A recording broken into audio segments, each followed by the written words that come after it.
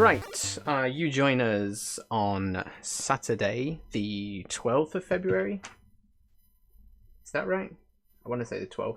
Yes, the 12th of February, 8 p.m. JP time. We are going to start the final EVO session for people in this time zone, essentially. It's week 5, and yeah, we're wrapping up, basically. I'll tell you the plan for today. A very brief overview of the plan is we're going to have a look at people's lesson plans, what they've been designing, and how the courses influence their thinking around games in the classroom. And then we are going to do a lot of wrap-up activities. So, for example, I can see Daisy has already she's already included her work on the course document here. Let me throw my Discord on the screen for a second. You will also notice that in the docs and tutorial channel here, I added a little checklist for kind of end of course stuff. I don't know why I didn't do this weekly. It would have been a lot easier to do this weekly rather than having people watch the video. Yeah. Make a note of that, James and Rose and River. Make sure the participants get a checklist every week.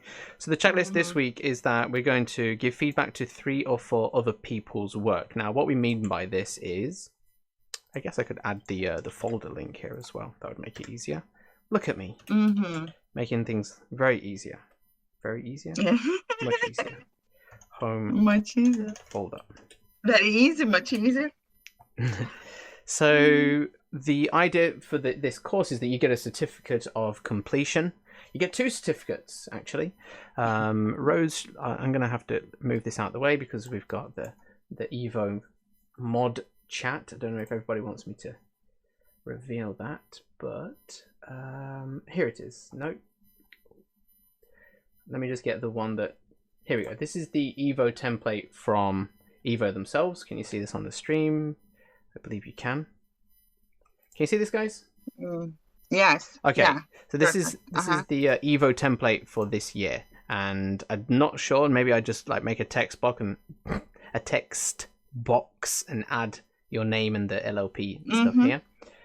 So that's the official EVO one, and then there's this one that we created for the LLP specifics. There's 2 certificates. And this one is made with the same art style, basically, which is the Commodore 64 palette and character set. So yeah, we're going to do 2 certificates. Oh, I did show mod chat anyway. Well, oh well. Nothing very important. So to get these beautiful certificates, these can be yours if you complete these activities. So giving feedback on other people's work, the folder here. I'll close this.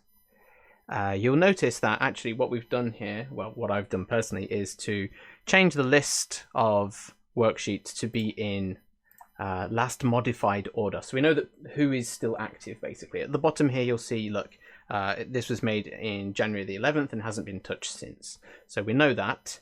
9th of February, so at least, I guess, from here, from the 8th of February up, I would say that these people are going to finish the course, and so it's probably worthwhile giving these guys feedback. So we're going to log into, for example, this worksheet, and at the very bottom where people have made, look at that, she's crossed out all of the X's, so she has completed it. That's very helpful. At the very, very bottom of the worksheet, you'll see a place for people to leave comments. So, oh look, Daisy's with us today. So it's basically, the idea is for you to look through somebody's lesson plan, which is here, I guess, and then just give a little comment, a little bit of feedback. It can be, this is great, or it can be a 10-page essay. It's up to you. But yeah, the idea is that for this first checklist is to give feedback on other people's work. The second activity, which we're going to do today, is to look back at your own player worksheet. So for example, again, this is your player worksheet. Look back at the very first activity we did. Maybe not. It's the second activity we did. I'll just zoom in a little bit here, 150%. And it's after. So have your competencies, have your knowledge sorry, are your answers to these questions or statements, have they changed at all?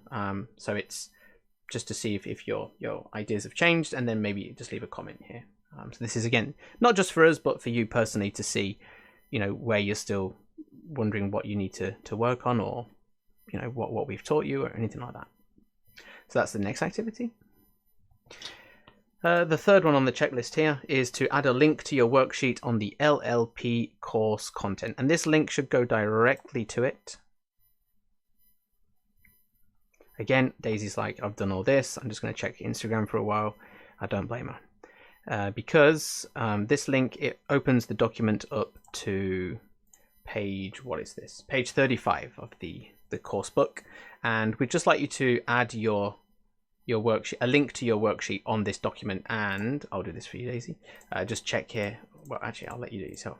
Check here to say that you've completed the feedback activity. Now, how did we get these kind of cool little chips in here? It's very simple. In Google Documents now, you can select the URL. Oh, you can't actually see the URL on the screen here. Well, at least on the stream you can't. So anyway, on the URL, we're going to click that, make a copy. And then we're just going to, well, you can do right-click paste, or you can just do Control-V. And then Google Documents nowadays has this pretty funky little thing that pops up and says, press Tab to replace the URL with this little grey chip. So we can do it like that. One more time. We're just going to paste in the URL to your Play document and hit the Tab key on the keyboard. So name your worksheet, and just to say that you've completed 3 or 4 reviews on other participants' lesson plans. Okay. Finally, the last one is to complete this final participant survey. Now, this is not from us personally. This is from the EVO team, I believe. So if you click this link, it'll be, yes, the EVO2022 final participant survey, just to say which one you did and how satisfied, or if you have any thoughts about what you've experienced here. And that will be it. That's what we call a wrap, I'm afraid. So yeah, if we can get those done. Rose has been dutifully checking to see who's completed the worksheet, and we'll be issuing certificates once we know exactly who's finished. Mm-hmm. Yeah, it's important to point out that one of the criteria, it's to complete the worksheet, right? The player worksheet. Yes. So unless that is done from week 1 to week 5, then a certificate will not be issued. Also, to fill out the other form with their information, the demographic one, if they haven't done. We'll contact anyone if they haven't, anyways. Right. Okie dokie. So that was that. In terms of the session today, I thought we could have, if there was many people here, we'd do breakout room and kind of show each other our lesson plans and talk them through. But I can see we've basically got 1, 2, 3 participants. So maybe we can just all stay here and just go down the list. Jane, are you still working on your lesson plan? I know she was. Yes, I'm still working on my lesson plan. Okay. So not finished. Maybe Jane can go yes. Or maybe even tomorrow morning. You might have to wake up at 5 o'clock again. Tomorrow morning. I'll make it tomorrow morning. Okay. All right. So we got Pixie and Solilala. Okay, I got it. I saw the amount of L's there. Solilala. No, there was another Lee in there. Solilala. It's a great name. I like it. And Pixie. So Pixie, would you like to talk us through what you've been doing? I'll get your worksheet on the screen here. Okay. I did it all a week ago. I don't remember what's there, but I'm sure it was genius. Love it. Yeah, talk us through it. I'd love to learn more, because actually one of the negatives, or one of the things that I wish that we could have done more in these sessions, is have you guys talking. It felt very much like a lecture most of the times that we came together. So please take the floor. Let us know more about you. Okay, so I wanted to do this with like a particular class in mind. And I was kind of lucky because these guys, this group, they're like the one group with teenagers, what you want teenagers to be, where they're like engaged and they ask intelligent questions, and they're kind of weird, but you know, they're great. They're a really good class who generally do what they're told. There's one kid who likes to make weapons while he's there, but he is listening and he does interact. What is he making weapons out of? Literally anything. Pens, rulers, bits of anything. He'll be a great engineer one day. He's really into like video games and Dark Souls and Castlevania. And so your context is teaching teenagers, and you mentioned you're in the Czech Republic, is that right? Am I remembering that? Yeah, I'm in the Czech Republic. Yeah. Right, and is it a private practice? I know you're not a doctor, but is it for a school? Is it? It's a private language school. Okay. Yeah. And teenagers, you said that they have a goal of the Cambridge English test or something like that? Yeah, this particular group is going to do the FCE. Some of them have already done FCE, but that's like the exam that the language school focuses on is these Cambridge FCE, CAE, CPE, all the acronyms. All right, yeah. So I've always used games in the classroom just because I find them to be good motivation, but I was using them as like a reward. So like you do the hard stuff and then you get to do a fun game thing in the last like 20 minutes of the class or something. What kind of games would you play in your technologically barren landscape? A lot of board games, games with cards, anything else I can think of that can just be on my laptop. So I especially got into it when the pandemic hit and I was looking for games I could play on Zoom. So the Jackbox games came up a lot and they loved it. They really got into it. So yeah, Jackbox is good. Were any particular favorites? They really like, and this is what I built the lesson plan around, Murder Trivia Party. Oh, okay. That's for those that don't know, would you like to introduce what is Murder Trivia Party? So this is your Ludic, yeah? Mm-hmm. Yeah, this is a game where you have been taken hostage by a serial killer. And to survive, you have to answer trivia questions. And if you die, or if you get it wrong, there is some round with like a memory game or some maths game or something that they do on their phones. And it's great because even if you are dead and it sounds like you're knocked out of the game, you still keep playing. You're still playing on your phone. You can still win before the end, you know. Whoa. Yeah. Okay. And the questions come from the game the game itself, right? You can't make games as a player. You might be able to. Okay. Because I know for some of the Jackbox Party games, like that is an option. You can make your own questions and stuff. I think for Drawful, you can make your own what is it? Prompts, I guess, for drawing. But I haven't ever really looked into it for the trivia game. Something to check after this session. Yeah.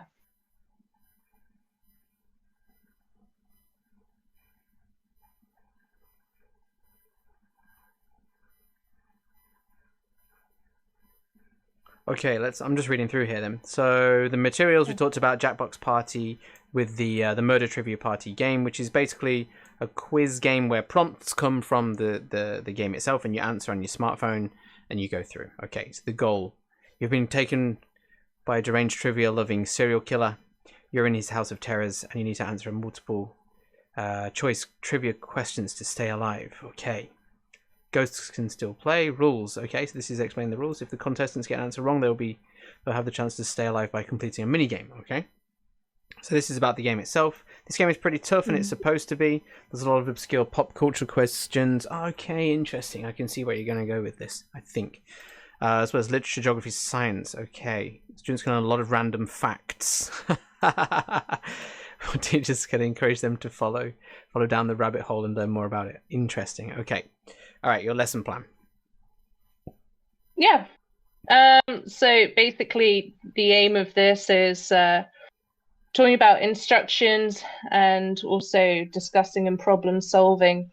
In the FCE speaking exam, the exam is taken in pairs, and there will be a question where they have to discuss a bunch of topics, work together, and show to the examiner that they can communicate effectively and have discussion effectively, and not just have one student monologue and steamroll over all of the others, right? So it's sometimes... okay, it's a pair activity then, the speaking test. Mm-hmm. Okay. Yeah. So these discussion skills are quite important. Yeah, giving them practice for it. Can I? Yeah, sure. Keep going. I'm trying to. Oh, don't know if I'm making this better or worse. Okay, never mind. Okay, so the activity full screen. There we go. That's the button I'm looking for. So yeah, something as like a warm up or a lead in is to give them multiple choice questions on the board. These guys are really into their manga at the moment, Demon Slayer in particular. So something to do with Demon Slayer for them to talk about. Checking homework. This is just in here because that's my routine for every lesson, you know. Yep. So this kind of pre-task would be getting some instructions in Czech, or perhaps some walkthrough in their L1 that they can work together to translate and to explain for me in English. Playing the whole, I don't know what I'm doing here card. Get them to teach me. And then go on to play the game. I would like them to play in twos because, again, this is going to prompt discussion instead of if they play individually. And then post-task, you should record them playing on camera or on phone. It gets them used to being on camera, which they will be for the FCE speaking exam. Interesting. Okay. And then you can analyze afterwards, watch it back together, and see what they struggled with, what they did well, and give them some feedback. I like that. Yeah. So I like how you've promoted discussion while they're playing by putting them in pairs, because I was kind of curious how that would work, because the game's pretty much you answer by pressing a button. There's not a lot of interaction per se, right? So yeah, by having them to work together to figure out the answer and what they're going to put, yeah, that's good. Looking back at the footage as well could help. You know, like you said, this kind of putting them down the rabbit hole, because then you've got, well, why did you all get that question wrong? Even though it's, as a native English speaker, as a, you know, someone that's from the UK, it's something that's very obvious to me. Maybe we could look at that in a bit more detail, so it leads into other areas of learning as well, doesn't it? Yeah. Okay. And homework, it's another thing for FCE is writing reviews. We went over that in the textbook, I think, in around November time. So we've done reviews before, and I can say to them, hey, write up a game review. And I would ask them as well to find some memes or something, get them into those communities at home. And yeah. That's a great point. And then you have a lesson 2 here as well. This is it still from the same? Is a continuation? Yeah, I wanted to, with the timing, practically it needs to be 2 lessons. And I guess I'm an overachiever, so I went for 2 lessons. Yeah, so the second part, going through pretty much it's the same structure, right? So it's still like that task-based learning. Yeah, 3 interesting things you learned last week as a warm-up. Okay. Get them thinking about what we did last week and what we talked about. Doing kind of peer review for the homework. Mm-hmm. If they do the homework. Well, you could It's say usually... that, the homework leads into that. That's how I always tell my students. I'm like, if you don't do the homework, we can't do the next class. It's that important. So if you don't do the homework, you might as well not come next week. And so it's like, oh, right, yeah, I better do it. Even if they're like rushing it right before the class, it's a way to get them to try and... So, yeah, the problem is this class have learned that if they come in with a ridiculous enough excuse, I will start laughing. And then it's... So we've had mermaids stole my homework. I got trapped in the mirror world. Like, all sorts. Creative. I'm like, okay, it's fine. But yeah, hopefully some homework. And then I would like them to make their own trivia quizzes. Yeah, perfect. So this could be a topic that they need to revise that the teacher chooses, or it could be something that they love. It's up to them, you know. And yeah, this can be done on quizzes. Yes, I've had students do that as well. Yeah. They can do it on their phone, and they can also research on their phone. So, and God, they love their phones. They're delighted. Well, they are teenagers, you so, know. Yeah. Yeah, exactly. Yeah. So can I just check then? This is the students would be making the quiz on quizzes. You can do it on the mobile, can you? Yes, you can. Yeah. Interesting. Yeah. Okay, right. Yeah, I gave it a try myself. I checked first. You can definitely on mobile. Excellent. Okay. So the students are making quizzes based on their experience of the previous week playing Jackbox games where they've seen these quiz questions coming at them. You've got the recording. Maybe they could even reference that if they need it to say, you know, what, or maybe Daisy yourself could write down the questions that you had the previous week. And then here's some models for you. Look how the questions are formed. And would you like to create 10 questions in pairs again, is this? Individually. Oh, yes, I see. Yeah. All right. So they're all making a little quiz of their own, or is it like, I don't know if it's, they can all be logged in at the same time, adding to the same, you know, single quiz, but... I would like this to be individually, so they're all making their own quizzes. Understood, yeah. Because then they're going to kind of be paired up again, and they're going to try each other's quizzes. Okay. Again, they can do this just on their phones and do the quizzes. It probably won't take very long, you know, 5 to 10 minutes to do that. And then post-task to then give some constructive criticism on their partner's quiz, and be nice to each other. Wonderful. Remind them not to be a-hole.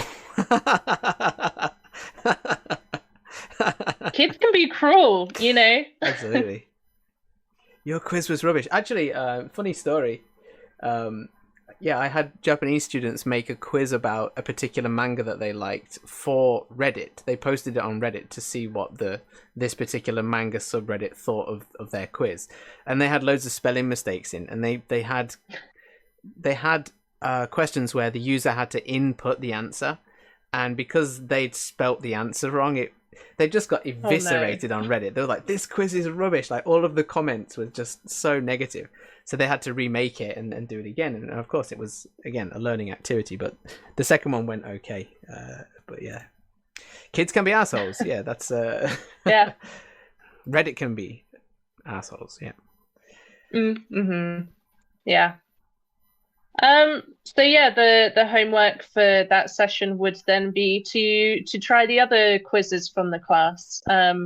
Quizzes, set it to be kind of async as a homework task, and then they can do it each other's at home when they have time, and then maybe writing a reflective piece on how they thought it went, and also maybe taking ideas from their classmates and so on. Yeah, I was just looking through to check for this particular thing here. Wondered if it was in there.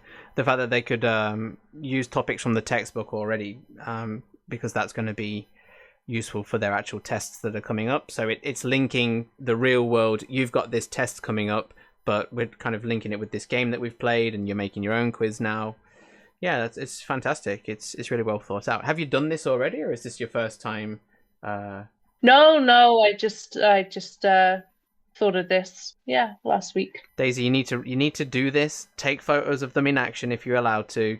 Get their quizzes that they make. Just keep all the materials and then just submit it to us as a paper. We need to see this. I really am looking forward to seeing this, like how it worked. If it went well or not, I would really need to see this. Yeah, it's fascinating. And you can even, I totally agree. We're an academic journal, but the photos like these are absolutely fine in our journal. We don't care. So yeah, please. Okay. That's great. Wonderful stuff. I invite other people to give comments.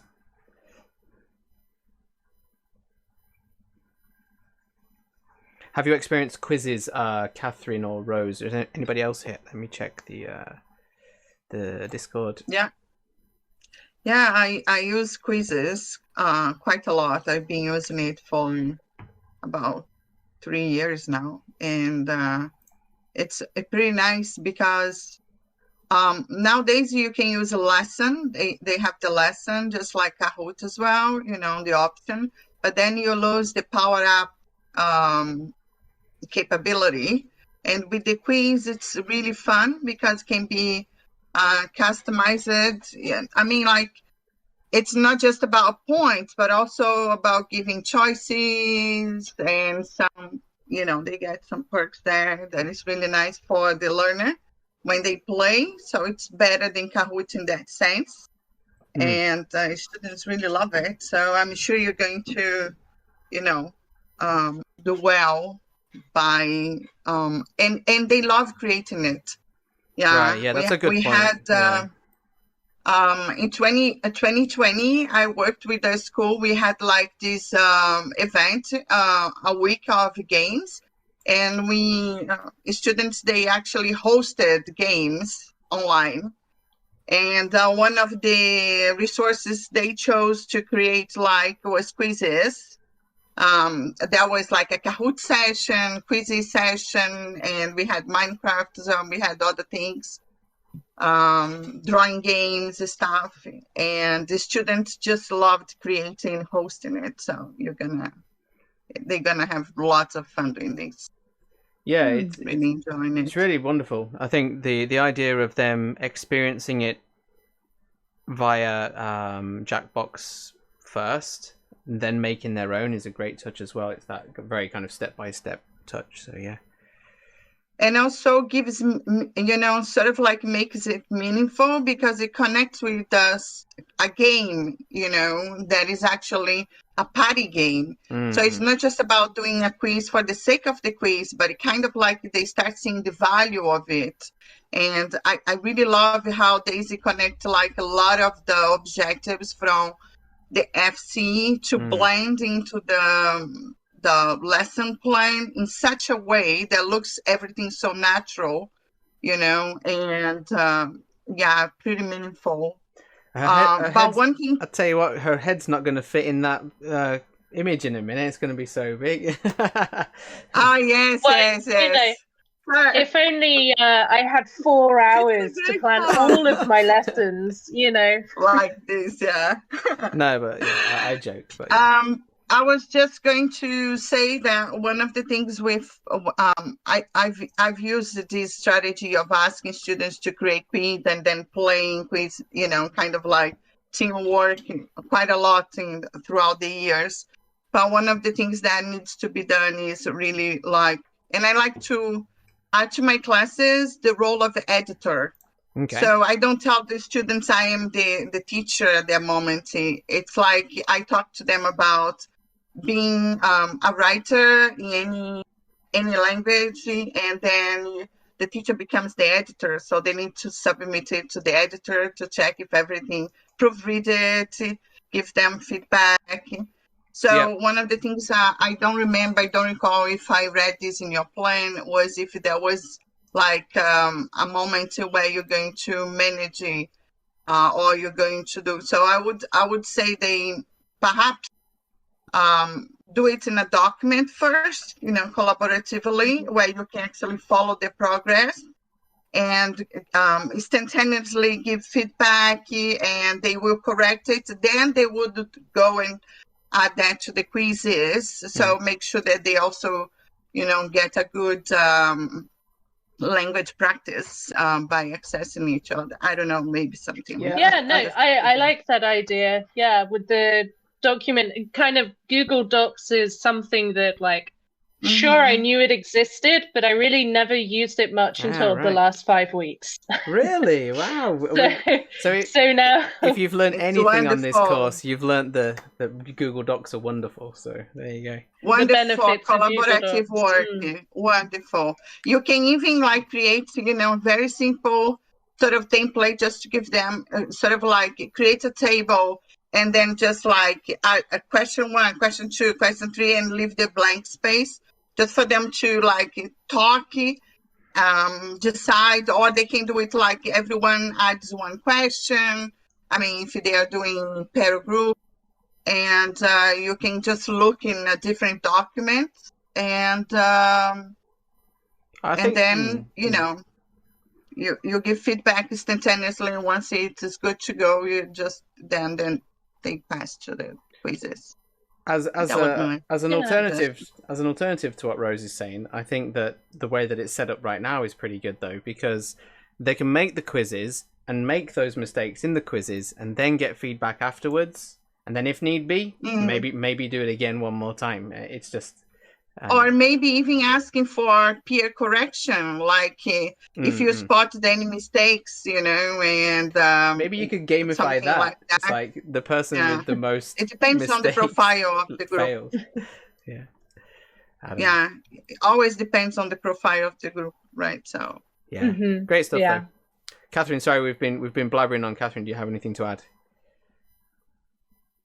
No. I like the gesture. Yeah, I'll take it. All right. Does anybody else want to throw some more praise at Daisy here? If not, we can move on. But yeah, I love this, and I want to see it written up. I want to see pictures, and see how it goes. It's fantastic. I will. It might take a little while working things out with, obviously, Corona and missing people is pretty common right now. But I will definitely try and and I said as well in the summer, I've got the green light to do like a kind of summer camp, week-long, maybe 2-week-long intensive kind of games-based course for my nerdy teenagers. So we'll see as well how that goes. Let us help you create it. Yeah. Anytime. All right. Thank you very much, Daisy. Yeah, wonderful. Thanks. Brilliant stuff. We've got Solilala. I got it. Don't you worry. Solilala. Are you there? Can you hear us? Are you able to use your microphone? Let's see if Solilala's document is here. Hi, can you hear me now? I can, yeah. We can. Fantastic, okay. Are you from the UK as well? No, I'm not. I'm currently based in Estonia. Okay. And I'm originally from Russia. Okay. So I've been doing and teaching here and there for Right, I've got your document. Thanks, Can you see our the screen that I'm sharing in Discord here? Yes, I can see it. Yeah. Okay. Fantastic. So you should be able to see the document that you created. I'm assuming that you've done your... Yes, here we go. Look at that. We've got a lesson plan here. All right. So, shall I refer to you as Solilala, or would you like me to call you something else?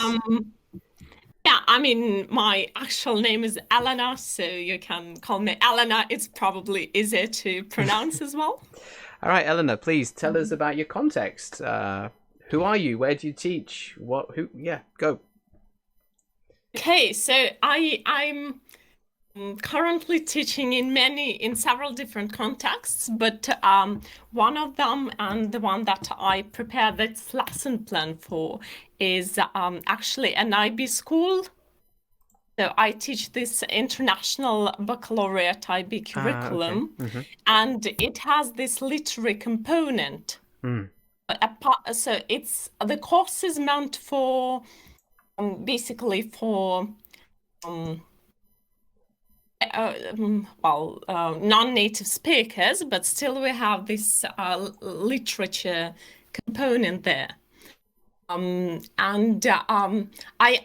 was trained in TESOL, Okay. so I wasn't trained in teaching literature. So for me personally, it's also pretty it's probably it's pretty challenging, to find these fun and effective methods of teaching literature. So I decided to create my plan for that curriculum component, and I decided to go for an adaptation of Spyfall, Right. which we played, and we are currently playing on Discord as well. Yep. I believe. I hope we're still playing.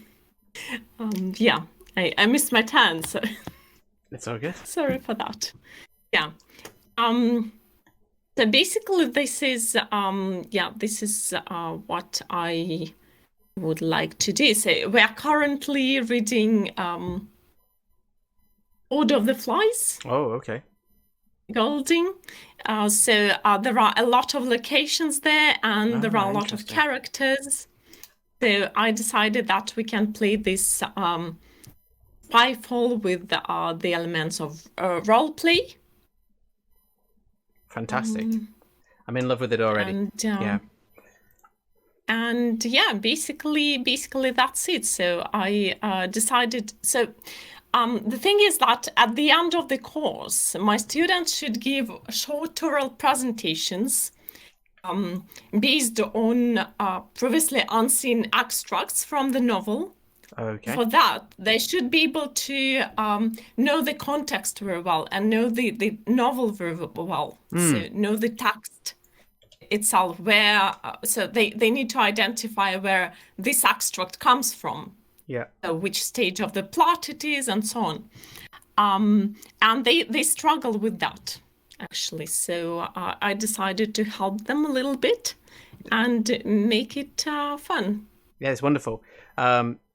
I'm looking forward to hearing about it. But may I ask just about this here, that you adapted a party game in the past, but it wasn't particularly successful. We love epic failures around here. So. Okay, so actually I had a lesson with them last time, and it was the last lesson of the term. So I just decided to do something fun with them, and I decided to use a party game that I learned when I was a teenager. A Russian party game? This is going to be risque, I feel. Okay, so basically it's I would say it's a hybrid of Alice and miming games. Okay. Okay, I can see some people nodding. Probably you're familiar with that. Okay, so basically it has.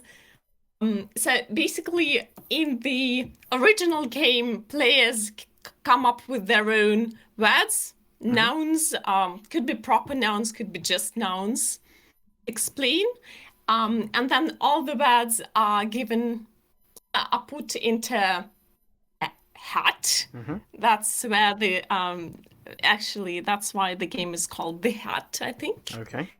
or a box or whatever. And then they play in pairs, basically. So and the goal is to explain and guess as many words as you can within a short period of time. There are 3 rounds in this game. So in the first round, they need to explain the words. I know this game. Yeah. Alice.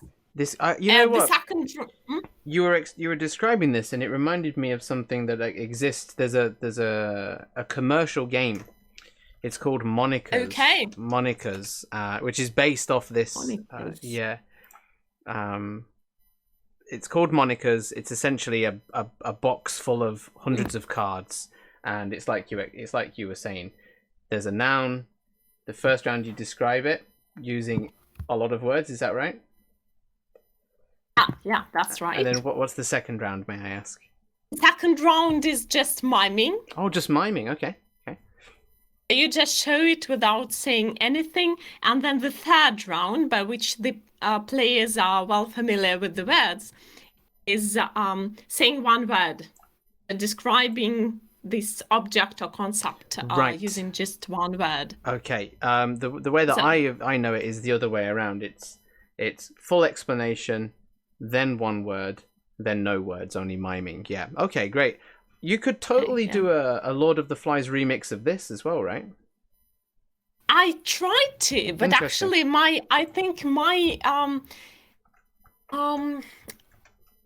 the problem was that I decided to. So we have 2 parts of the course, or 2 components: this literature component and just a normal CLT-like component where I teach listening, reading, and so on. And I decided to mix both. So I created the list of the words, and I put there some words from the novel and from our literary studies, and some words from the other component. Right. Just some vocabulary that they'd learned. And that was a mistake, because when there was a word from a novel, they would not explain it as a word from the novel. I see. A symbol or motive or anything. They would just explain it as an everyday object, for example. So Understood. I should have focused on one component, I think. All right. So I understand that. Thank you very much for the introduction. So Monikers with the course content mixed, which didn't work particularly well. Definitely a chance to remix it next time. So please tell us about your Spyfall remix, the Lord of the Flies Spyfall. Okay, so my Spyfall remake includes 3 stages. So it's basically TBLT as well. So our pre-task is creating maps, the maps of the island. So students create their own maps and discuss them. That will help them to get reminded of the location that we have in the novel, and so on. Right. So and they can also, like, during the discussion, they can change their map slightly, add some details and so on. And then I can name or give them certain events from the novel. Mm-hmm. Then they can indicate where these events took place in the novel. Okay. That will also help them remember what the events were, basically. So it's like the novel revision. And then they will be given some time to find more events, to put them on the maps and so on, and also think about the characters. And then the Spyfall, and then that's that's when I will introduce the task. Mm-hmm. Spyfall. I'm going to use your slides, James. I hope you don't mind. Absolutely, please do. Yeah. Thank you. Thank you very much. Okay, so yeah, and and then they will basically play Spyfall with the elements of role play. Mm-hmm. I don't have big groups. I only have 5 to 6 students in my groups, so that's yeah. So we have now good characters for that. Wonderful. Distinguishable characters. So you're basically going to need a deck, so made out of paper, I guess, for each of these locations. So you'll have, if I make a wee table here, just to check, you'll have a card. Say it looks about this big, and it will say the platform, right? Platform, and at the bottom it will say, for example, Simon. And then you'll have another card. Something like this, yeah. Yeah, which says the platform. And then at the bottom it will say Jack, for example. So you'll need 8 cards or however many for the platform, 8 cards for the jungle, then for the mountain, then for the beach, then for Castle Rock. Very cheap, easy to make. Yep. Okay. Yeah, and then there is this debriefing stage, so the post-task stage. At the post-task stage, they discuss their roles, and also not only the who they imposed to us, but also what other roles were there, and so on. Then we can go through a debriefing stage and feedback on their I can give them some feedback, and they can give some feedback on each other's language use, and then there will be another homework assignment, which is writing a diary entry that their character might have written. Yeah, it's interesting. It's wonderful. The Spyfall game itself, it will be played as normal, like asking questions to guess where the location is. I think so, yeah. Right, okay. That'd be very interesting. I think so. As a pre-task activity, you could also brainstorm the words that you would associate with a particular character. Like how does Jack talk? How does Ralph talk? How does Piggy talk?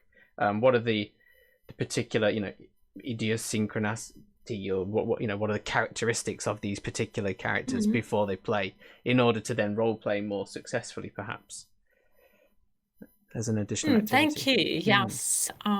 It's a good idea.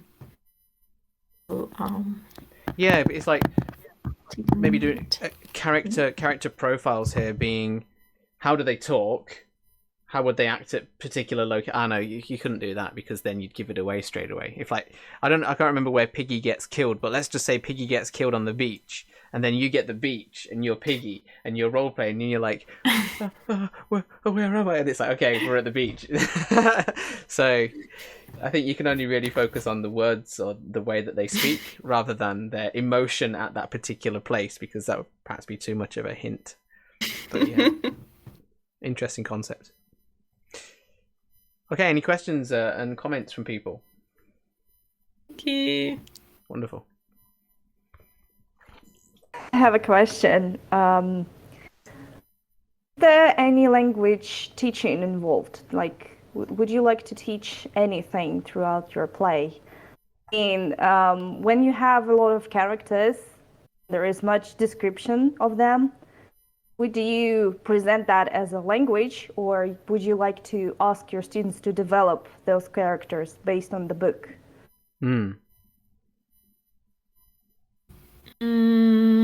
This is a good question. So first, I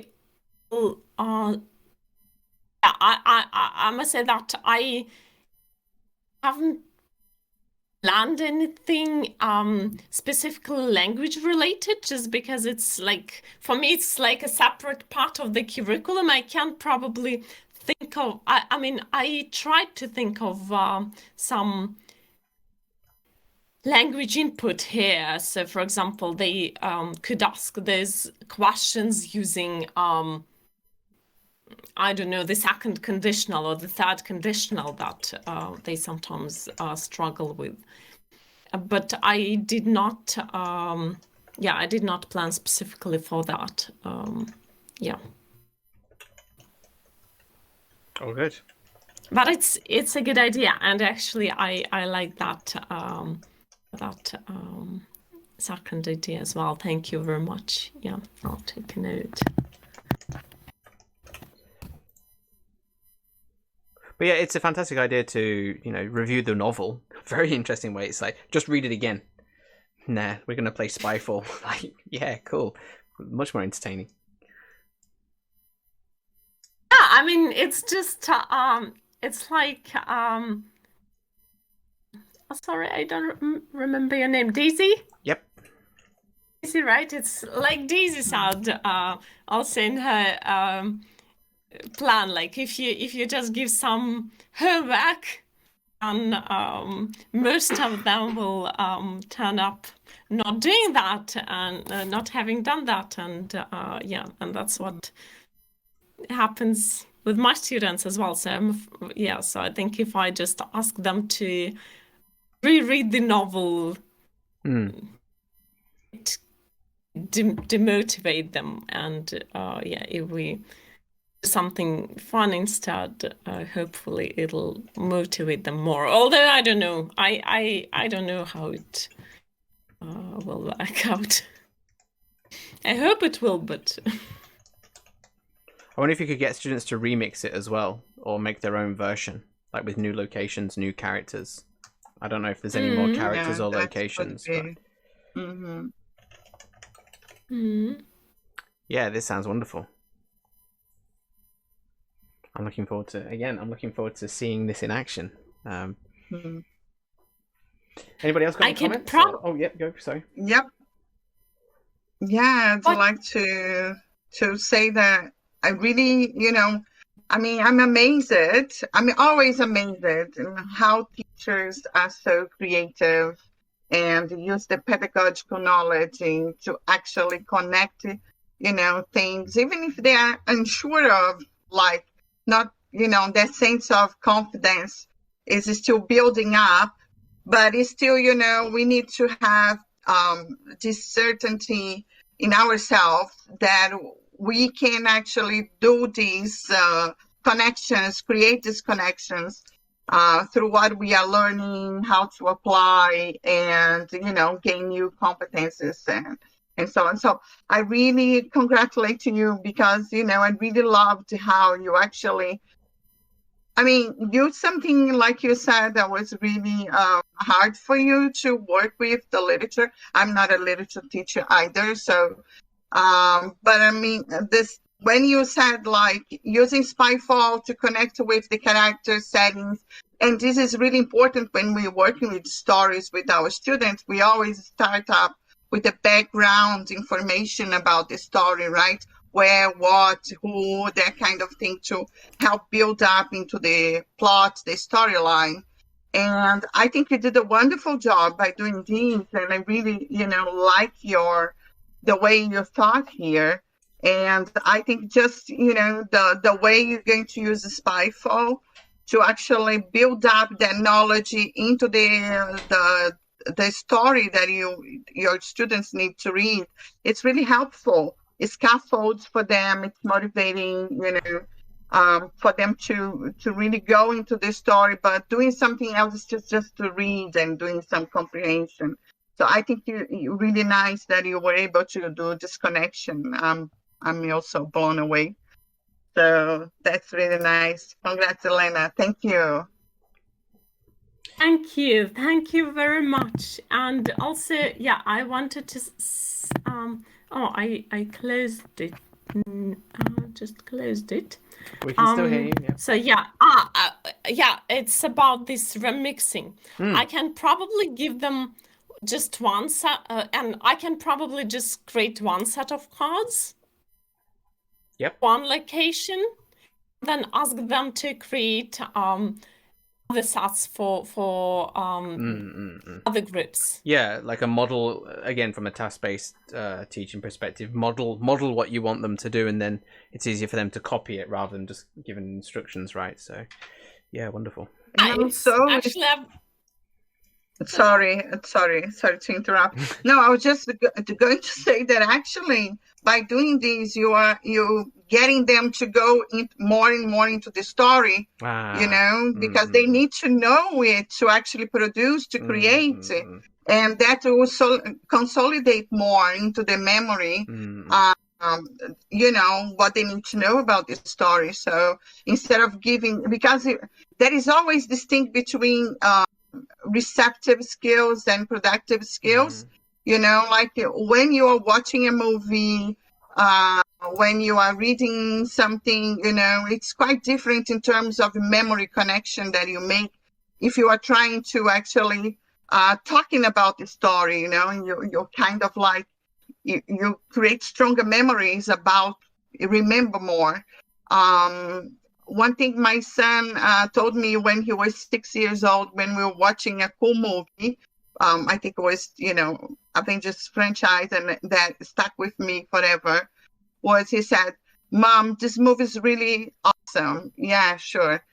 But you know what I like about games, digital games in that sense that he was saying, is you become the character, you create, you are like, you do something in the story that makes it more memorable, more meaningful to you. You not watch it passively. And he was kind of 6 at the time, and that was kind of like, mind-blowing to hear him say. And from that time on, I started like looking at games differently because of that kind of role that you assume, and you really make connections there and become stronger memories as well.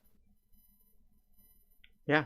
Thank you. Yeah, thank you. And thank you for your encouragement as well. I actually got the idea about creating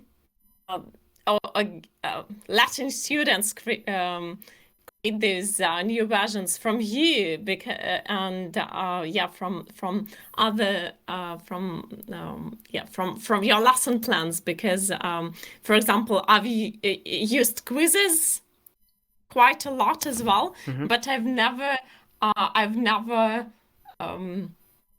given my students an opportunity to create one. There we go. Now I'm thinking like, why? Daisy, It's more praise. It's a great idea. I should do that as well, definitely. Yeah. Thank you very much for the inspiration as well. Wonderful. Love to see it. Teachers helping teachers. All right, so we got the 2 participants this evening. We've had Elena and we've had Daisy. Jane's still working on her plan for tomorrow morning. So Jane, more of the same tomorrow. She's there? Yep. All right. Catherine Rose River, thanks for joining. That's basically it in terms of the course content. Now, I just want to wrap up with a few things. I've got my own little checklist of stuff to do somewhere here. It doesn't look very pretty. Yes, we mentioned that. The participant survey. Okay, now, once this course is finished, you can see my Discord, right? Yes, on the share screen. I believe you can see the full Discord. Yeah. Let me go back to where I am. Okay, so maybe you Discord virgins as well when you started on this course, but let me show you up the top here. If I show you the server from the EVO participant, if I look at the server as an EVO participant, I can see the meta channels, which there are 3, and I can see the EVO channels. Okay, there's quite a lot of channels here. This might be quite a lot to take in, but actually this is about 1/5 of the channels on the LLP Discord. Now, the reason I'm saying this is that once this course is finished, we perhaps might not be posting that much in here anymore, but there is actually a lot more on this Discord. So if I, for example, go back to roles and I click this members card instead, I click this members card, it will open up the rest of the Discord actually.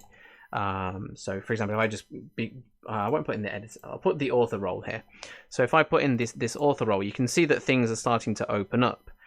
So actually below the Evo channels, there are a bunch of other channels which are just general topics. So there's this category here called topics, where we talk about, you know, games in the Ludic channel.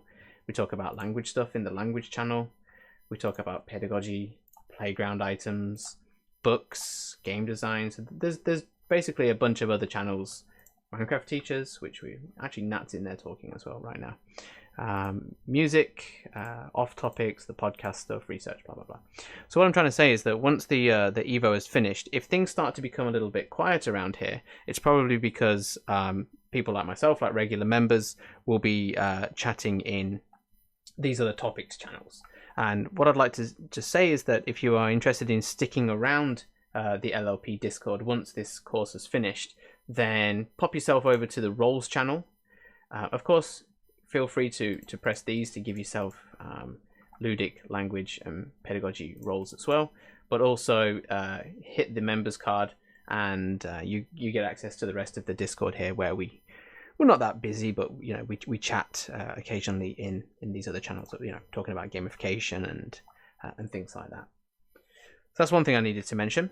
And as part of that, of course, LLP, it's not just this Evo course. We are actually a journal. So we publish papers, academic papers. I say academic, but yeah, we publish, you know, peer-reviewed, open access papers on our website. And you can then, the website, by the way, is llpjournal.org. And on the website, you'll see that we have, it's cut off on my screen here, so maybe you can't see, but we have a bunch of different articles essentially. And I was speaking to Daisy and Elena today about, you know, publishing something with us. We have something called Playgrounds, which are playful pieces, you know, thinking about language teaching with games. We also have things called articles and walkthroughs, and the walkthroughs are the ones that are particularly relevant to this course, because at the end of this course, of course, you've created a lesson plan, and we'd love to see how you put that lesson plan into action. And in the journal, we publish walkthroughs, which are designed to be teachers showing their teaching. So here's an example of Jonathan, who's joining us tomorrow morning, and he published this paper with us, which, oh, look at that, that's posh, introduces his class and what he did. So basically, he's got some background of how he taught. This is his lesson plan, and then it's just lots and lots of details of the things that he used. So here's an analysis worksheet, here's some students' work, some of the comments that they made, pictures of them playing, this kind of thing. So I'm basically trying to get more people to publish their teaching with us, showing, you know, how does teaching with ludic activities in the wild look like. So if you're interested in this, of course, stick around on the Discord, and you can ask us questions about how to get published with us. And you know, you can think of it as a blog post, you can think of it as a line on your resume if you're looking for a university job. So yeah, LLP Journal is your place to publish, essentially. And if you want to get involved even more, we're always looking for reviewers. So you can become a reviewer on the website very simply by clicking on Become a Reviewer. There's a little email button here, and then you can have your face among the list of people that we've got as reviewers on the website. So yeah, that's something I wanted to mention. Yeah, show the rest of the LLP Discord. Mention that we are actually a journal, and you can be a reviewer with us. So I think that's everything I've got for you regarding that. Just as one more point then, to get the certificates, please make sure that you've finished all of the items on the week 5 end of course checklist. And if you have any further questions, please feel free to talk now. Oh, okay. Quick question. Yep. Has anyone published anything on Once Upon a Time yet? Nope. Oh, okay, great. But because it's been around for a long time. Yeah, no one's published on it in the journal, and even if somebody had, Jane, it wouldn't be your context. So your context is still a fresh context. We'd still be very interested in learning about how you've taught with that game, and what went well, what didn't go well. The walkthrough papers themselves, don't feel what's the word? Don't feel scared by, I've got to write an academic paper. You don't even need to reference anything. You can just show us what you did. We've got a template which says what was good, what was bad. How would you do it next time? So there's a template, just fill in the blanks and put loads of pictures in, and you'll have a line on your resume. Of course, it does go through a peer review process, so if the reviewers don't like it, it'll get kicked, but we're open peer review as well, which means, just to riff on that a little bit, the open peer review process, it's essentially like what you see here. You submit your paper as a Google document, the reviewers leave you comments on the document, you correct those comments or answer their questions. Once that comment thread is checked, the reviewers are happy, it'll be published. So yeah, it's a very supportive reviewing process, basically. Thanks, great. All right. No questions. Just wanted to say thank you so much for accommodating. I go to bed at 9 p.m. and I get up at like 5 a.m. every morning. It's like this Czech Republic lifestyle thing. So thank you so much for meeting with me in the afternoon. I really appreciate it. And I've learned a lot, I signed up for this course when I was drunk at the suggestion of my friend. And here we are. I got so much out of it. That's wonderful to hear. Who was your friend? They need to take the course. Yeah, she didn't take the course. She was like, Daisy, you should do this. And I went, yeah, all right. Yeah, I signed up for it now. That's amazing. We'll tell her that, you're thankful for her pushing you in the right direction. And stick around. We're always here. And yeah, very happy to help. No, I'd love to be involved with the journal and stuff. And it's the sort of thing I'm really interested in. So yeah. It's a very rewarding experience. Thanks, guys. That's wonderful to hear. Warms my heart. Right, mods, anything to add? All right. Just a big thank you. Oh, Elena. Sorry. No, you're good. Go ahead, Elena, please. I think you're muted again. Oh, am I? Okay, sorry. Can you hear me now? Yes.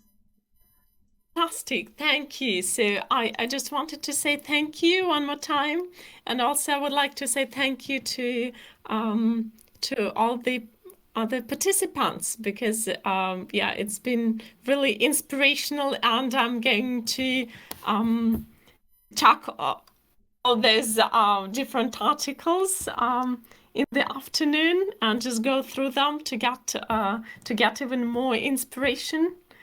And I'm really interested in that as well. So thank you very much for that.